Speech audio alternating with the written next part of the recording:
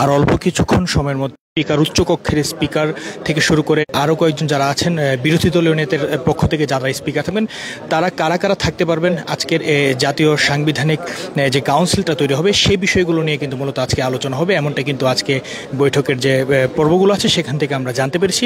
পাশাপাশি যে রাষ্ট্রপতি নির্বাচন আছে সে রাষ্ট্রপতি নির্বাচন নিয়েও কিন্তু মূলত আজকে গুরুত্বপূর্ণ বৈঠক হবে, এমনটাও কিন্তু জানা গিয়েছে। এবং আপনাদেরকে জানিয়ে রাখতে চাই যে ইতিমধ্যেই এখানে জাতীয় ঐকমত্য কমিশনের বৈঠকে কিন্তু বিভিন্ন রাজনৈতিক নেতাকর্মী তারা উপস্থিত হয়েছেন। আপনাদেরকে জানিয়ে রাখতে চাই বিশেষ করে জাতীয় ঐকমত্য কমিশনের যে সহসভাপতি অধ্যাপক আলী রিয়াজ তিনি উপস্থিত হয়েছেন।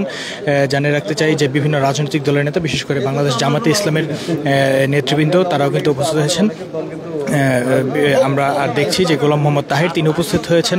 বিভিন্ন ইসলামীপন্থী সংগঠন যেগুলো আছে, বিভিন্ন রাজনৈতিক প্রগতিশীল বামপন্থী সংগঠন, প্রত্যেকটি রাজনৈতিক দলের নেতাকর্মীরা তারা কিন্তু উপস্থিত হয়েছেন। আমরা আপনাদেরকে জানিয়ে রাখতে চাই জাতীয় ঐকমত্য কমিশনের বৈঠকে বিশেষ করে যে এনসিপির আহ্বায়ক জনাব নাহিদ ইসলাম তিনিও কিন্তু এখানে উপস্থিত হয়েছেন এবং বিএনপির পক্ষ থেকে এখন পর্যন্ত কোনো প্রতিনিধি দল আসেনি, অর্থাৎ তারা আসলেই কিন্তু মূলত বৈঠকটা শুরু হবে এমনটাই কিন্তু বোঝা যাচ্ছে। এবং আপনাদেরকে জানিয়ে রাখতে চাই যে টিআইবির মহাপরিচালক তিনিও কিন্তু সেখানে উপস্থিত হয়েছেন।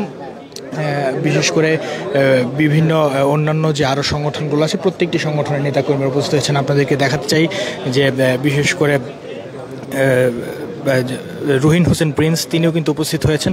অর্থাৎ কয়েকদিন আমরা আপনাদেরকে দেখাতে চাই যে ইতিমধ্যেই কিন্তু বিএনপির স্থায়ী কমিটির অন্যতম সদস্য জনাব সালাহুদ্দিন আহমেদ তিনিও কিন্তু এই আজকের অনুষ্ঠানে তিনি কিন্তু উপস্থিত হয়েছেন এবং অল্প কিছুক্ষণের মধ্যেই কিন্তু মূলত আমরা মনে করছি যে আসলে এখানে বৈঠকটা শুরু হবে।